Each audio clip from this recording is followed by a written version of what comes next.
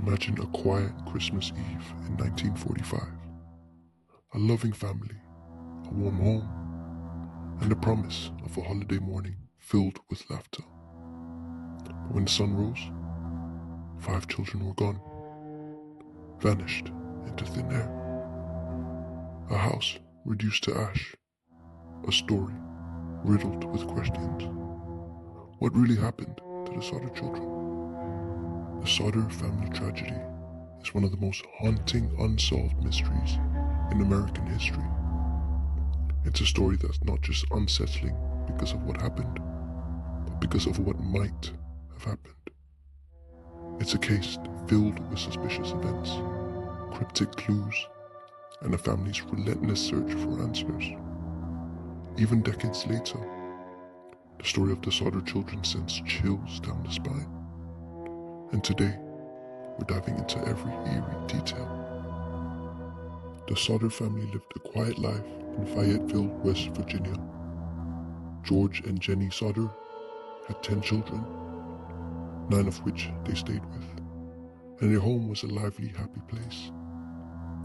But on Christmas Eve 1945, a fire broke out in the middle of the night.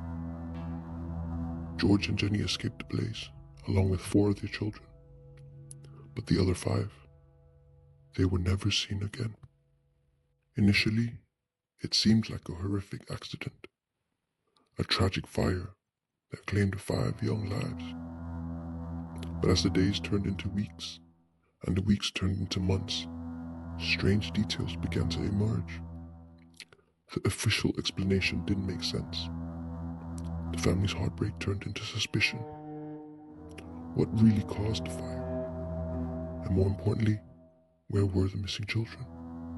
Let's start with the fire itself. It broke out at around 1 a.m. George and Jenny were woken by the smell of smoke. They managed to grab the youngest child and alert the others. 4 of their children escaped, but the other 5, who had been sleeping upstairs, were trapped. Or so it seemed. George tried to save them. He broke a window, cutting himself in the process. He called out for his children, but there was no response. Desperate, he ran to grab his ladder to reach the 2nd floor, but the ladder, it was missing. It had always been kept in the same spot, but that night, it was gone. He then tried to start his truck to drive it closer to the house and use it to climb up. But strangely, both of his trucks wouldn't start, even though they had been working perfectly the day before. The fire consumed the house within 45 minutes, leaving nothing but ash and rubble. When the fire department finally arrived hours later, they found no trace of the children's remains. No bones, no teeth, nothing. And this is where the mystery deepens. Experts say that in a fire that burns extremely hot, there would still be some remains. Bone fragments or teeth at the very least. But there was nothing. It was as if the children had vanished. And then there were the strange details leading up to the fire. A few months earlier, a stranger had come to the house. He commented on how George's house would go up in smoke and fire one day. Another man tried to sell George life insurance, and when George declined, the man became angry, saying his house would be destroyed and his children would be paid for because of his political views. You see, George was originally from Italy and was outspoken against Mussolini. In a small, tight-knit community, his views had made him some enemies. Was it possible that someone had set the fire on purpose? And if so, what happened to the children? After the fire, the Sodders began to receive cryptic clues that suggested that children might still be alive. A telephone operator revealed that the phone line to their house had been cut, not destroyed by the fire. Jenny found a strange object in the yard, a piece of rubber that looked like it could have been part of a makeshift incendiary device. Was the fire an accident? Or was it arson? Months later, Jenny came across a photo in a magazine of school children in New York City. One of the children looked strikingly like her missing daughter. The Sodders hired a private investigator who uncovered more strange clues. Witnesses claimed to have seen the children in a car the night of the fire. Others said they had seen them with adults who seemed to be hiding their identities. One of the most chilling clues came years later. Jenny received a letter with no return address.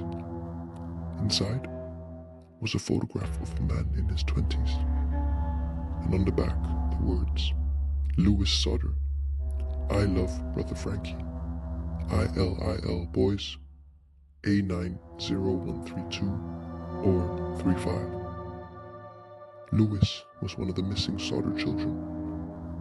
The resemblance was uncanny, but the cryptic message raised more questions than answers. Was this really Louis? And if so, where was he?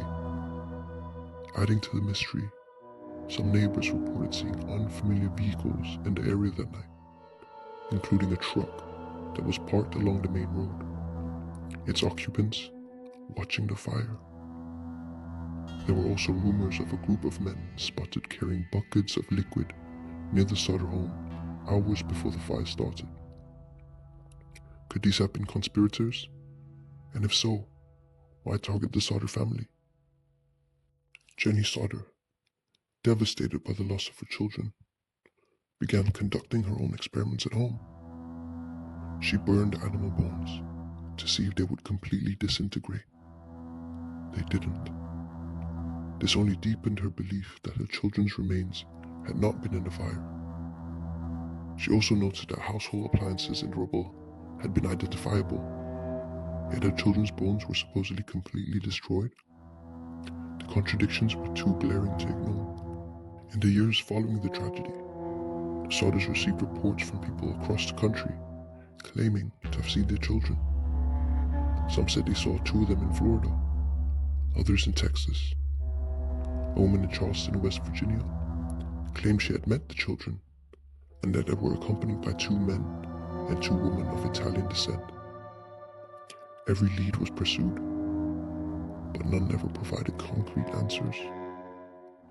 The Sodders put up a billboard near their home, displaying photos of their missing children and offering a reward for information. For decades, they refused to give up hope. George and Jenny spent the rest of their lives searching for their children, chasing every lead, no matter how faint. But the answers never came. The house, the fire, the missing ladder, the strange threats, the photograph, it all adds up to a story that's almost too bizarre to believe. Were the children kidnapped? Was the fire a cover-up? Or did they perish in the blaze, as the official explanation suggests? To this day, no one knows for sure. The mystery of the Sodder children is a story of heartbreak and unanswered questions. It's a reminder of how fragile life can be, and how sometimes the truth just remains out of reach. George and Jenny's relentless search for answers is a testament to the power of love and hope, but it's also a chilling reminder of how some mysteries may never be solved. If you found the story as haunting as I did, make sure to check out our next video. It's one you won't want to miss.